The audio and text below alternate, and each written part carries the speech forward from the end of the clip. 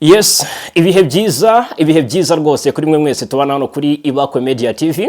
Ikaze rero nanone muri amakuru yo muri iki gitondo cyo ku wa kabiri tariki 6 Gicurasi 2026 na makuru tugiye kwibanda ku ngingo z'ingenzi zikurikira. Turahera mu burasirazuba bwa Repubulika Demokarasi ya Kongo, turebera hamwe amakuru y'ibitero ihuriro ry'ingabo za guverinoma Kinshasa ryakomeje kugaba muri Kivu y'Amajyepfo mu bice mu by'ukuri bitandukanye, yaba hejuru mu kirere no hasi ku rwahinanye. Bavandimwe, ibintu byakomeye.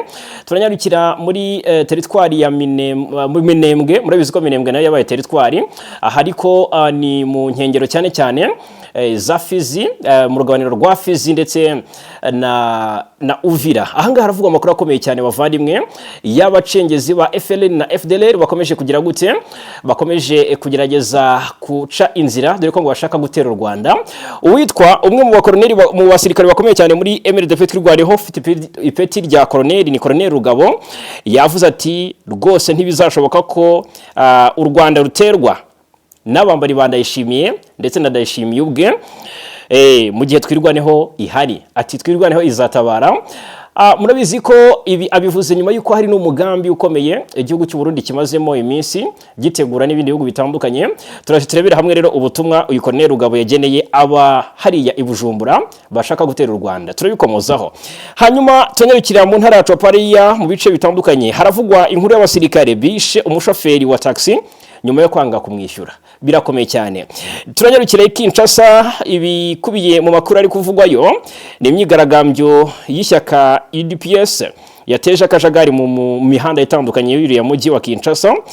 Ni imyigaragambyo ishyigikira ibihano bya Amerika kuri Kabila, ariko iyi nkuru itugezeho ni inkuru icigikuba iturutse y'ibyabereye muri imyigaragambyo, turaje tubikomozeho.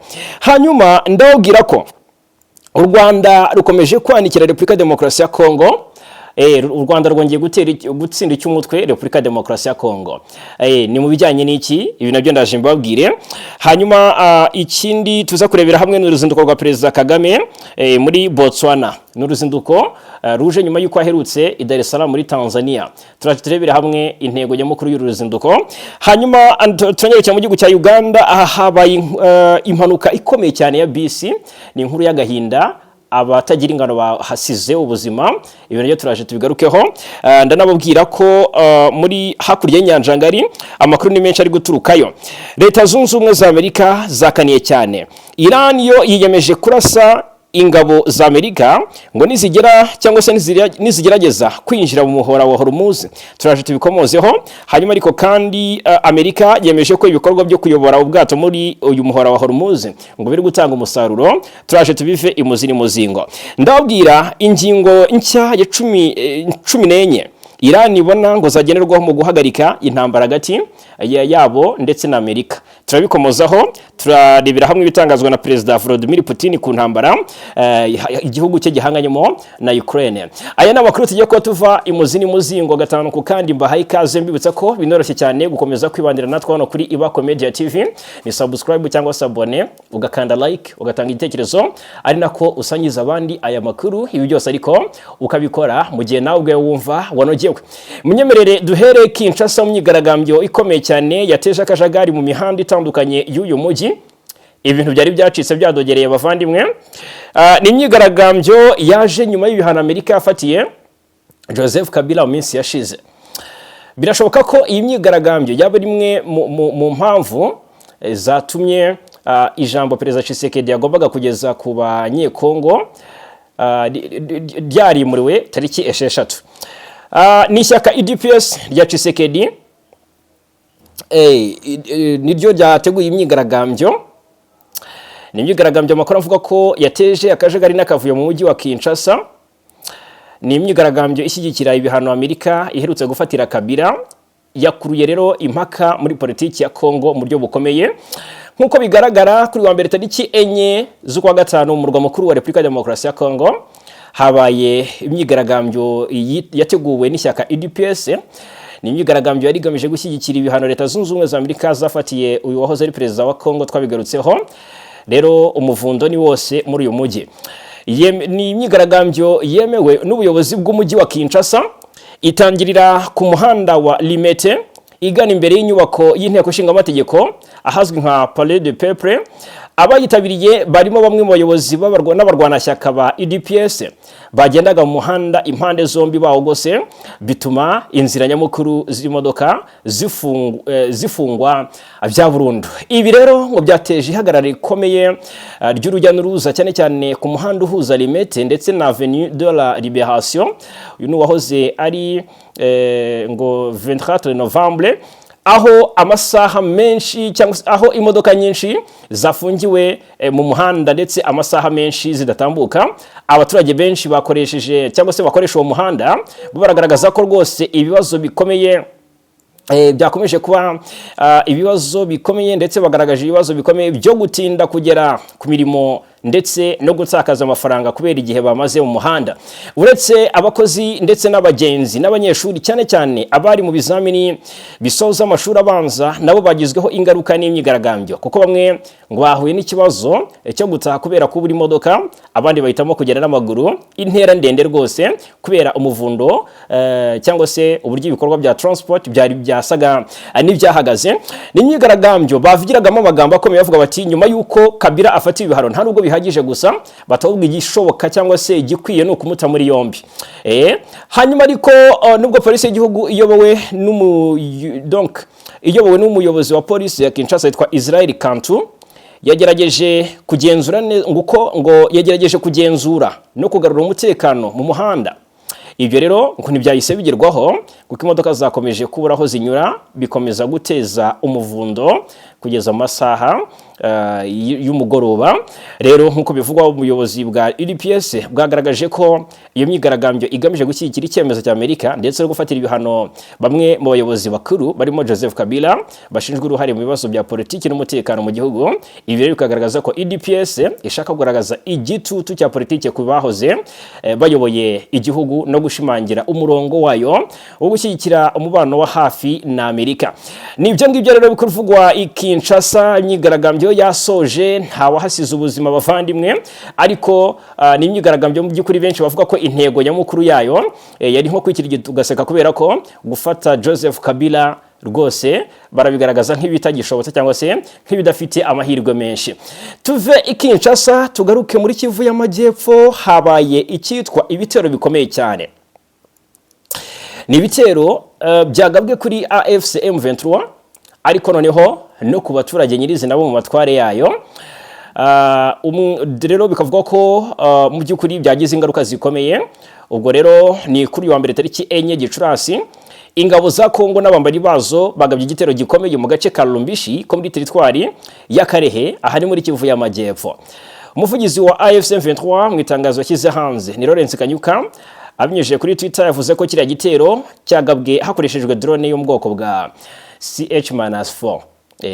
Hanyuma rero yagize ati kuri wa mbere tariki 4 Gicurasi ingabo zihuje z'ubutegetsi bwa Kinshasa zagabye igitero gifite uburemere bukomeye mu gace gatuwe n'abaturage benshi ka Lumbishi no mu nkengero zako muri teritwari ya Karehe. Yakomeje agira ati iki gitero cyagabwe hakoreshejwe drone y'intambara yo mu bwoko bwa CH-4 cyangije byinshi kinahatira abaturage benshi b'abasivile kuva mu byabo. Nyuma y'iki gitero AFC M23 yamenyesheje abaturage ko iri ku ruhande rwabo, yizeza ko igomba gukora ibishoboka byose ikabarinda ndetse ikanabarwanaho. Iki gitero cyagabwe mu masaha ya saa 9:45 z'igicamunsi. Cyakurikiye imirwano yari yiriwe isakiranya AFC M23 n'ihuriro ry'ingabo za leta ya Kongo. Amakuru ava muri Kivu y'Amajyepfo aravuga ko imirwano yiriwe ihanganisha M23 ndetse na coalition yibanze cyane mu bice bya Minova ndetse na Numbi, ngo barasanye birakomera. Ariko urebye nk'amakuru y'imirwano yavuzwe muri Kivu y'Amajyepfo cyane cyane teritwari ya Karehe yibasuwe cyane, ndetse mu buryo nakwita ko bukomeye, kuko amakuru agaragaza ko abaturage bahunze ku buryo bukomeye, bahunga imirwano si hejuru mu kirere gusa cyangwa se ibitero bya drone, kuko ngo no hasi ku butaka byari bikomeye cyane, by'umwihariko mu bice bitandukanye n'ubundi bya teritwari ya Karehe. Bikavugwa ko ahitwa umuhanda witwa ngo ni Kalamo ndetse na Batayo muri groupement ya Zirano, aha ku munsi w'ejo biriwe barwana, bwije bakirasana bahereye mu masaha y'igitondo barasana burinda bwira. Hanyuma ni intambara igikomeje guteza ibibazo bikomeye mu buryo bukomeye, cyangwa se ni intambara ikomeje gusiga abo ku ruhande rwa guverinoma Kinshasa bisha abaturage. Ni ibitero bakomeje kugaba buhumye byica abaturage, ibyica inka mu bice bitandukanye bigenzurwa na M23.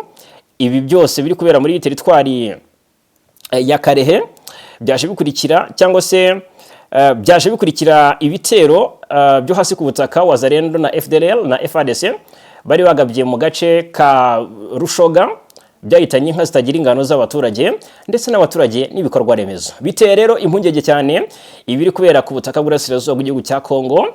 Abasenga ni basengere abariyo kubera ko amakuru aturukayo n'amakuru ateye ubwoba cyane.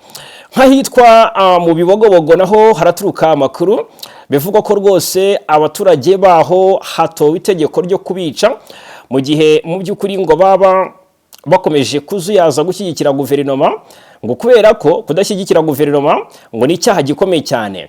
Waba uri umunyamurenge gushyigikira Twirwaneho na M23, ibyo ni ibintu ugomba kuba cyangwa se ugomba kujya uzira, kubera ko nyuma y'uruzinduko rwitwa ngo ni Jacques Kongolo yagiranye n'uwitwa uyu nguyu ngo ni umuvugizi ngo ni intumwa ya Kinshasa, kandi ukaba ari mu bwoko bw'abanyamurenge birumvikana. Ejo yari hariya mu Bibogobogo, yari kumwe na General William Yakutumba. Batanze itegeko rero ko ndetse n'amafaranga akavagari rwose yo gukora ubukangurambaga bwo gukundisha abantu leta, ariko kandi no kubakibura ko ukomeza gushyigikira umwanzi azajya yicwa. Ubwo rero abaturage baka kanya ubwoba ni bwose. Hanyuma muri Kivu y'Amajyepfo uwitwa Colonel Rugabo wa Twirwaneho yaje atanga gasopo. Murabizi ko amaze iminsi havugwa mu mugambi w'igihugu cy'u Burundi, Tanzania niyo ivugwa muri uwo mugambi, Afurika y'Epfo, Kongo ndetse na FDLR. Ariko ni umugambi Ububiligi buhedinze cyangwa se buri gutyariza inyuma mu bikari, dore ko ibikoresho ngo bizifashishwa mu kuwunoza hafi ya byose biri gutangwa n'igihugu cy'Ububiligi. Gutera rero u Rwanda niwo mugambi abo bombi bafite. Hanyuma reka mbabwire cyangwa se nkomoze kuri ubu butumwa Colonel Rugabo Fidele uri mu basirikare bakuru b'umutwe wa Twirwaneho yatangaje, wemeje cyangwa se n'umutwe wiyemeje kurengera abanyekongo mu bwoko bw'abanyamurenge. Umwe rero mu bawukuriye yaje avuga uburyo rwose uyu mutwe uzakora iyo bwabaga ugatabara u Rwanda. We yateguje ko rwose we na bagenzi be ngo biteguye gutabara u Rwanda mu gihe rwaba rutewe n'ibihugu by'u Burundi na Repubulika Demokarasi ya Kongo. Uyu musirikare ukunze kumvikana avugira uriya mutwe yabitangaje mu kiganiro urutse kugirana n'umuyoboro wa YouTube wa Imurenge TV. Ni nyuma y'amakuru avuga ko ingabo z'u Burundi za leta ya Kongo, umutwe wa FDLR n'abarwanyi ba Wazalendo baba bakomeje gushaka uko bigarurira agace ka Minembwe gaherereye mu misozi miremire ya hariya mu ntara ya Kivu y'Amajyepfo, kugira ngo bakagire ibirindiro bikuru bazifashisha mu gutera u Rwanda. Colonel Rugabo yakuriye inzira ku murima ziriya ngabo, aziburira ko bitazigera bikunda cyangwa se zazigera na rimwe zikandagiza ikirenge muri Minembwe. Uyu musirikare yavuze ko bitumvikana uko Burundi bwashaka kwifashisha Minembwe ngo butere u Rwanda mu gihe bwakabaye bwifashisha agace ka Cibitoke gaherereye muri metero nkeya uvuye ku butaka bwarwo. Colonel Rugabo kandi yarahiye ko mu gihe u Rwanda rwaba rutewe, Twirwaneho iteguye kohereza brigade y'ingabo zayo zihariye zikarutabara. Ati twebwe ntituzanemera ko u Rwanda ruterwa, ati Twirwaneho ati ntabwo twakwemera na rimwe ko u Rwanda ruterwa. Hanyuma ati ntituzemera ko u Rwanda ruterwa. Ati ndakurahiye Afande Sematama Charles, umuyobozi w'igisirikare cya Twirwaneho, azashyiraho donc uyu muyobozi ngo w'igisirikare cya uyu Sematama nyine n'umuyobozi w'igisirikare cya MRDF Twirwaneho. Ati tuzatabara umunsi bazaba bavuga ngo isasu rya mbere ryarashwe. Ati brigade tuzashyira, ati tuzaba turi standby, ati tuzashyiraho brigade izahita ihaguruka kandi izahita itabara. Colonel Rugabo avuga ko ntacyo u Rwanda rutakoreye abanyamurenge ku buryo rwaterwa n'abagambiriye kongera kurukoramo jenoside hanyuma ngo baceceke. Hanyuma uyu yavuze ko Colonel Rugabo yavuze ko FARDC ingabo z'u Burundi ndetse n'abo bakorana bazarasa u Rwanda nabo twirwaneho ibarasa ku mugongo. Ati bazarasa tubarase ku mugongo. Ati ndakurahiye kandi nkubwiye ko tuzashyira brigade yacu yihariye di standby tuzatabara hariya mu Rwanda. Ati tuhafite abantu, tuhafite ababyeyi, hari abantu benshi batuye mu Rwanda bahakorera ibikorwa. Ati ntuzemera ko mu bisenya, tuzabarasa ndakurahiye. Uyu ni Colonel Rugabo. Yunzemo ati nubwo afande nyakubahwa Kagame atadutumaho tuzajyana. Ngaho u Rwanda ukuntu rumaze kwiyubaka, ngo Interahamwe na Ndayishimiye barahagurutse bagiye kurutera n'abantu bacu bariyo. Ati rwose tuzijyana. Ati bariya abantu bacu bari mu Rwanda ni abacu, tuzarwana. Udafite imbunda azatora igiti, azatora ibuye, tuzahagurukana n'abagore n'abana bacu dutabara u Rwanda. Afande Rugabo yashimiye Perezida Paul Kagame kuba ari we muntu, ari we mukuru w'igihugu rwose wenyine umaze igihe agaragaza akarengane n'ubwicanyi bimaze igihe bikorerwa abanyekongo b'abanyamulenge. Yagaragaje kandi ko u Rwanda nta kintu na kimwe rutahaye bari abanyekongo ku buryo abarutuyemo babayeho mu mahoro. Ikindi bakaba batarahawe imirimo, barahawe imirimo, abandi benshi bagahabwa za buruse zo kujya mu mahanga. Rugabo yunzemo ko twirwaneho kubigejeje magingaya ishobora guhangana n'ibitero by'ingabo za leta no kurinda abaturage muri Minembwe ibikesha ubumenyi bwa gisirikare abarwanyi bayo barimo we ubwe na Sematama, cyo kimwe n'abandi bari mu ngabo za leta nka Lieutenant General Masunzu Pacifique ngo bahawe n'u Rwanda. Murabizi ko bose bahawe cyangwa se bahoze muri RPF Inkotanyi. Hanyuma mu ntara ya Copo naho amakuru aturukayo arihutirwa cyane, ngira ngo mbabwireho. Ahangaha habaye igikorwa na kwita cy'ubugizi bwa nabi cyakozwe n'abasirikare bo mu ngabo za Kongo ku munsi w'ejo.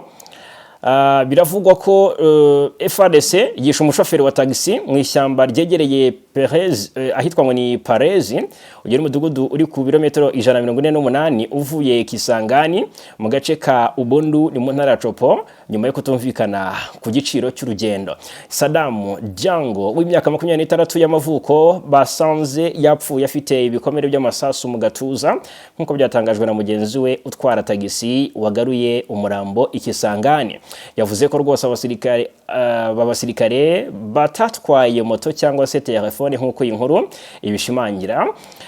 Kuwa gatandatu Saddam yari yavuye Ikisangani yicirwa hafi yaho yari yagiye mbere gato yuko yicwa. Yatonganye n'abasirikare be babiri bari bagaragaje ko badashaka kwishyura amafaranga nkuko byasobanuwe n'undi mushoferi wa tagisi wavuye aho ngaho. Umwe mu basirikare rero yatawe muri yombi n'abaturage baho nkuko bigaragara ku mashusho twahoze dukurikirana ahangaha yerekanwa n'umushoferi wa taxi. Ubwo rero birumvikana ko ibikorwa by'igisirikare cya Kongo mu bice bitandukanye bigayitse mu buryo bukomeye cyane. Hanyuma reka mbabwire ko ni inkuru nziza ku Rwanda mu nkuru rwose, imwe mu nkuru nayo nahoze mbona ijya itangazwa cyangwa se igarukwaho, ivuga ko u Rwanda rukomeje kwanikira Repubulika Demokarasi ya Kongo mu gucukura ndetse no kugurisha tungsten nyinshi. Rero nk'uko bivugwa ammonium paratungstate APT ni kimwe mu bice by'ingenzi biva mu musaruro wa tungsten, cyarenze amadolari 3,000 kuri toni mu mpera za Mata, kandi ngo ibiciro byakomeje kuzamuka cyane kuva umwaka watangira, kuva uyu mwaka 2026 watangira. Uku gutumbagira rero kw'ibiciro bya tungsten ngo kwatewe n'ihungabana ku masoko, bituma habaho amahirwe ku bihugu bibiri bya Afurika bitunze tungsten nyinshi. Ubwo birumvikana n'u Rwanda na Repubulika Demokarasi ya Kongo. Iruhande rwa tungsten ndetse na coltan, tungsten ni bumwe mu butare bw'ingenzi buzwi nka ferrite. Rero mu by'ukuri uburemere bwayo mu by'ukuri ndetse no kwihanganira ubushyuhe ngo bukabije bituma ikoreshwa cyane mu nganda gisirikare ndetse n'izikora indege. Urumva ko tungsten ni y'agaciro. Ariko kandi ikinyamakuru Agence Ecofin kivuga ko gishakishwa cyangwa se gushakishwa kwa tungsten mu gisirikare bimaze kugera kuri 12% by'umusaruro wose, kandi biteganyijwe ko bizagera kuri 15% hagati ya 2027 na 2028. Hanyuma ni mu gihe ibihugu bikomeje kuzuza ububiko bwabyo bya gisirikare, urwego rw'ibinyabiziga nirwo rukomeje kuba mu by'ukuri umuguzi munini, aho rwihariye 25% kugeza kuri 30% by'urusobe bwa tungsten, by'ubusabe bwa tungsten nk'uko byatangajwe n'ikigo Argus. Hanyuma igihugu cy'Ubushinwa nicyo kiza imbere mu kugira umusaruro mwinshi wa tungsten, ndetse nicyo cyohereza nyinshi mu mahanga ku isi. Mu mwaka 2025 Pekin yashyizeho amananiza ku kohereza ibicuruzwa mu mahanga, mu gihe yagabanije igipimo cy'amabuye yacukurwa kugeza mu Ukuboza. Ibigo 15 byonyine nibyo byari byemerewe kohereza tungsten hanze y'igihugu mu gihe cya 2026-2027. Ibi byatumye rero ibiciro byiyongera kandi bigabanya uburyo bwo kugera kuri tungsten, ubu ni ku baguzi bo mu burengerazuba. Aha rero n'u Rwanda rwahise rugira gute rubyungukiramo. Ubwo rero bivuga ko Kongo yabashije gucukura toni 213 za ammonium. Hanyuma ariko kandi ubwo ari mu mwaka ushize wa 2025 yanohereje hanze toni 94 n'igice zifite agaciro ka miliyoni imwe ndetse na n'ibihumbi 300 by'amadolari y'Amerika. Ni mu gihe igihugu cyohereje toni 46 za gasegereti muri uwo mwaka ifite agaciro ka miliyoni 652 z'amadolari y'Amerika. Umusaruro w'u Rwanda rero ku rundi ruhande uri hejuru cyane. Igihugu cyohereje toni bigaragara ko ni toni 2383 za tungsten mu mwaka 2024 zifite agaciro ka miliyoni 35 n'igice z'amadolari y'Amerika. Nk'uko amakuru abitangaza, bituma u Rwanda rero ruba isoko rya mbere muri Afurika. Iki cyuho rero kigaterwa hanini n'ikirombe cya Nyakabingo gicukurwa na Trinity Metals ku mugabane. Iyi Trinity Metals ivuga ko ari wo mushinga munini wa tungsten ku mugabane wa Afurika. Ikirombe gitanga toni ziri hagati y'ijana ndetse n'110 za wolframite cyangwa se tungsten buri kwezi. Hanyuma reka noneho turebera hamwe n'andi makuru ari kuvugwa muri Afurika. Ubwo ariko mbaze babwire ko nyuma y'uko Perezida Kagame ku munsi w'ejo twabwiye ku ruzinduko rwe muri Tanzania, aka kanya noneho yerekeje muri Botswana aho kuganira ni kutumire bwa Perezida wa Botswana Duma Jideo Boko. N'uruzinduko ruje mu gihe imiterere ya geopolitique ku mugabane wa Afurika iri guhinduka ku muvuduko udasanzwe. Ubwo rero twiteze ko baza kuganira byinshi birumvikana, imibanire hagati y'ibihugu byombi n'umutekano mu karere ni zimwe mu ngingo zishobora kuza kuba ziganirwaho. Hanyuma hakurya mu gihugu cya Uganda haraturuka inkuru mbi cyane y'impanuka mu by'ukuri ya bisi. Ni impanuka iteye ubwoba cyane. Amakuru aturuka muri iki gihugu aravuga ko iyi bisi ya kompanyi itwara abagenzi ya Nairo Style Bus yagonganye n'ikamyo ubwo yari igeze hagati y'uduce twa Pakwach ndetse na Karuma two mu majyaruguru ya Uganda yerekeza i Kampala. Ni impanuka yabaye mu masaha ya saa 7:30 z'igicuku. Amafoto akomeje gukwirakwira ku mbuga nkoranyambaga yateye ubwoba abaturage benshi ndetse n'abakurikiranira hafi amakuru y'akarere, kuko yarerekana bisi yabaye ubushwange, yabaye ubushingwe. Ukibaza utese aha ngaho ubu haba harokotse bangahe? Umuyobozi w'akarere ka Nwoya iriya mpanuka yabereyemo yitwa Omara Christopher yatangaje ko imibare y'ibanze yerekana ko abantu 6 bahise bapfa ako kanya, mu gihe abandi benshi bakomeretse ndetse bikomeye bishoboka ko rwose mu gihe kuri gukira ari hamana. Hanyuma ubwo reka tunyarukire hakurya y'inyanja ngari. Aha haraturuka amakuru akomeye ndetse yihutirwa cyane.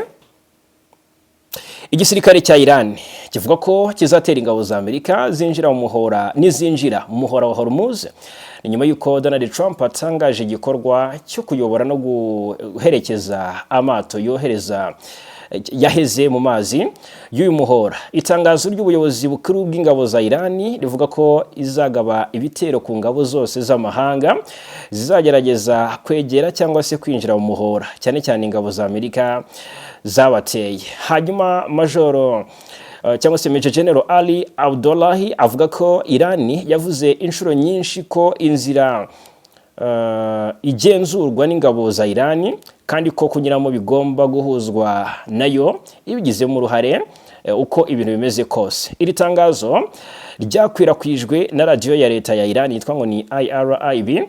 Hanyuma reka twibutse ko igisirikare cya Amerika kivuga ko ibisasu bya misile biyoborwa indege zirenga 100 ku butaka ndetse no mu nyanja, indege cyangwa se amato bitagira abapilote mu byukuri hamwe n'abasirikare 15,000 ngo bazaba bari muri operation yiswe ni Project Freedom.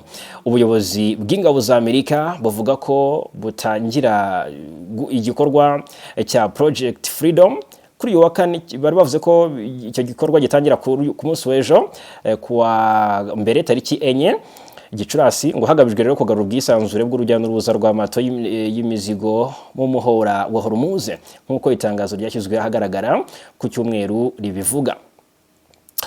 Hanyuma reka noneho turebere hamwe icyo nakwita ingingo nshya zigera kuri 14 Irani ngibona zagererwaho mu guhagarika intambara hagati yabo na Leta Zunze Ubumwe za Amerika.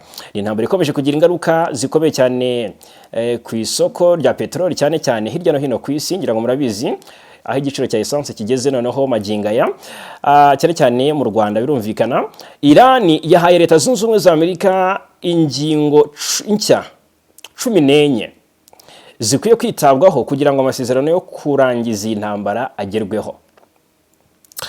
Ni ingingo Perezida wa Amerika Donald Trump yagaragaje ko ari kwigaho, ariko bikazaba iby'ubusa Irani niyitwara nabi. Nuko ngo Irani nigira ikosa ikora gato, izo ngingo ntabwo zizitabwaho. Muri izo ngingo rero harimo kurangiza intambara mu minsi 30, gushyiraho amasezerano mpuzamahanga azatuma intambara idashobora kongera kubaho, amasezerano ko Irani na Amerika bitazongera guterana, ndetse amasezerano akaba arimo ibindi bihugu bifitanye umubano mwiza na Irani ndetse na Israeli. Harimo kandi gufungura inzira ya Hormuz, gufungura ibyambu byose bya Irani byafunzwe na Amerika, no gukura ingabo za Amerika mu bihugu bikikije igihugu cya Irani. Irani kandi yemeye ko izabara imyaka 15 idatunganya uranium ikoreshwa mu ntwaro za nucleaire, ndetse ivuga ko nyuma y'iyo myaka izajya ikora uranium iri ku rugero rwa 3.6% nayo itazajya ijya mu bubiko ngo ibe nyinshi.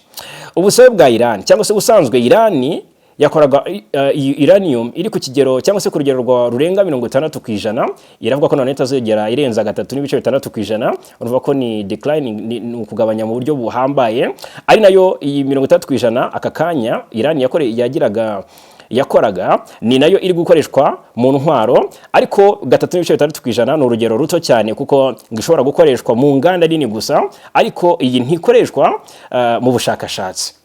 Hanyuma harimo kandi ko nta ruganda rwa nucleaire rwa Irani ruzangizwa, ndetse ko izajya isangiza amakuru y'imicungire ya uranium izajya itunganywa, ndetse no kuyohereza mu bindi bihugu mu rwego rwo gutangira kutagira nyinshi ibitse muri Irani. Izi zose ni ingamba. Hanyuma Irani irasaba ko yakurirwaho ibihano nka kimwe mu bisubizo by'uko nayo izaba iretse gukora intwaro za nucleaire n'umutungo wayo wafatiriwe ukarekurwa. Hanyuma kandi izi ngingo zisimbura izindi 10 zari zatanzwe muri Mata uyu mwaka, gusa kuzumvikanaho byaragoranye cyane kuko Irani yo yashakaga ko habanza gusinywa amasezerano, mu gihe Amerika yashakaga ko hafungurwa inzira ya Hormuz mbere yuko amasezerano agerwaho. Byaragoranye cyane rero. Ubwo rero Hormuz iyi ni inzira inyuzwamo 20% by'ibikomoka kuri petroli ku isi. Kuva iyo nzira yafungwa, Irani yakunze kurasa ku bwato bwikoreye ibicuruzwa byavugwaga ko ari ubw'ibihugu by'inshuti za Leta Zunze Ubumwe za Amerika. Ubwo rero buri kwezi hanyura ubwato byibuze mu bitatu, ariko bwaragabanyutse cyane, kimwe cya gatatu rwose cy'ifumbire nacyo kinyuzwa muri iyi nzira.